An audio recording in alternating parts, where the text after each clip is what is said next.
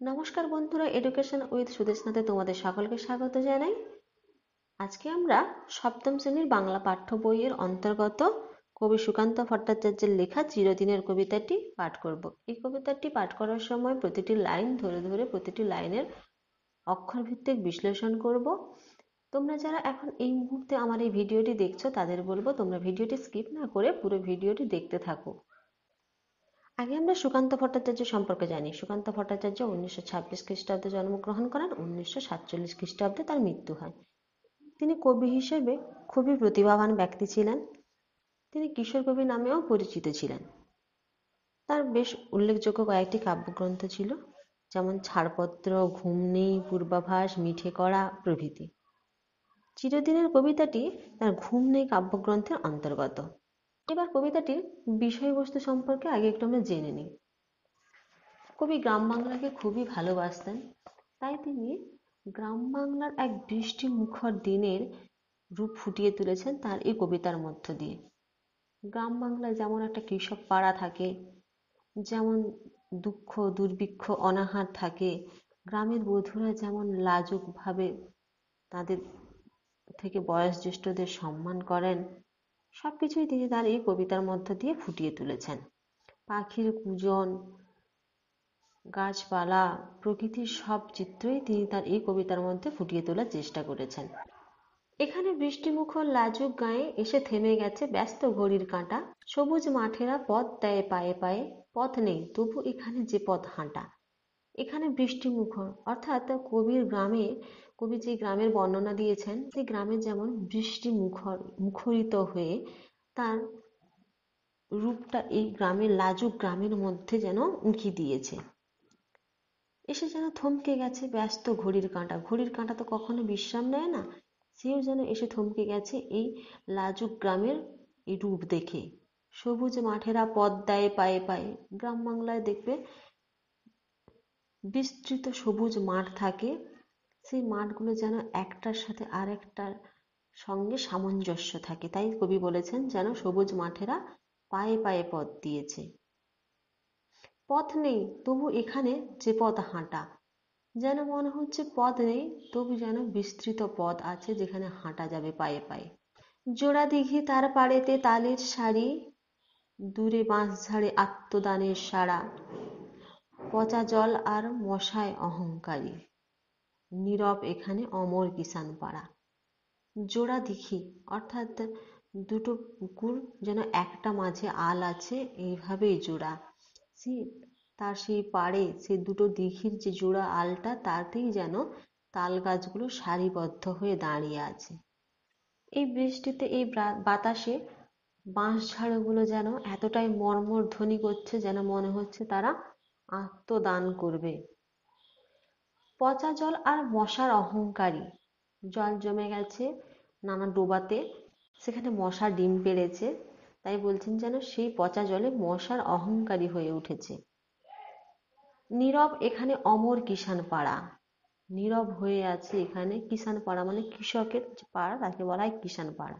কৃষকদের পাড়া যেন এখানে নীরব হয়ে আছে।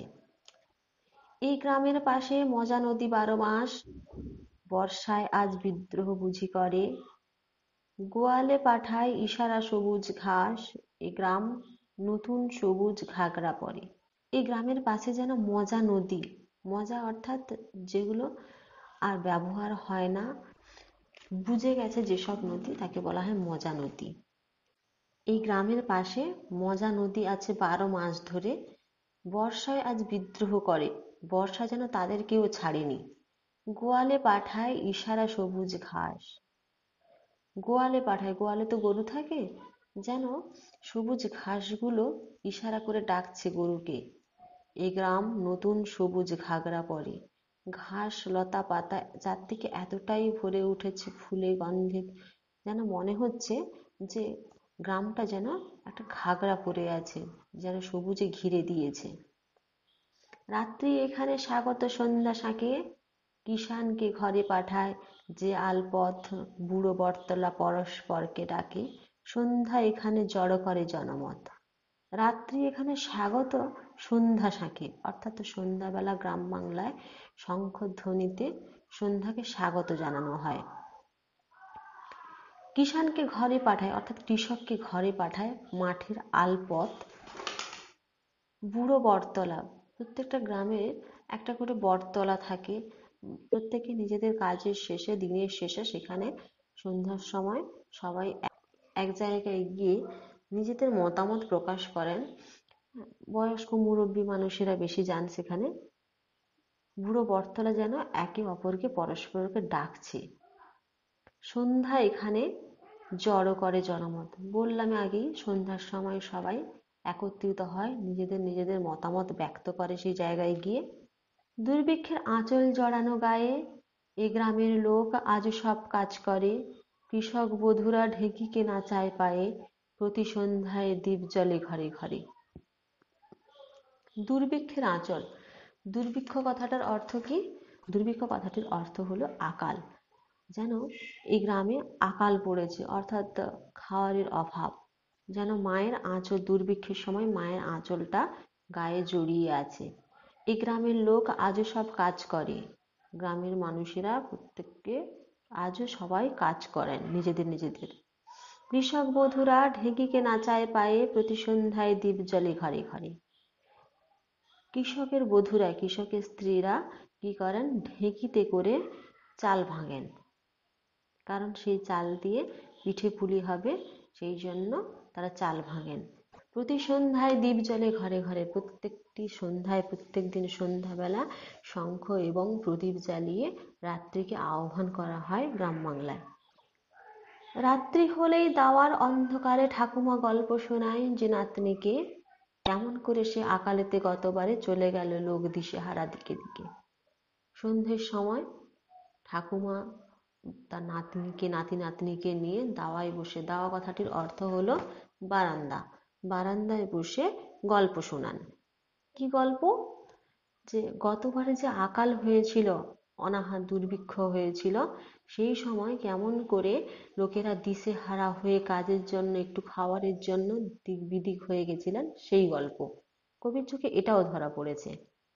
এখানে সকাল ঘোষিত পাখির গানে, কামার কুমোর তাঁতিয়ে তার কাজে জোটে, সারাটা দুপুর ক্ষেতের চাষির কানে এক টানা আর বিচিত্র ধ্বনি ওঠে।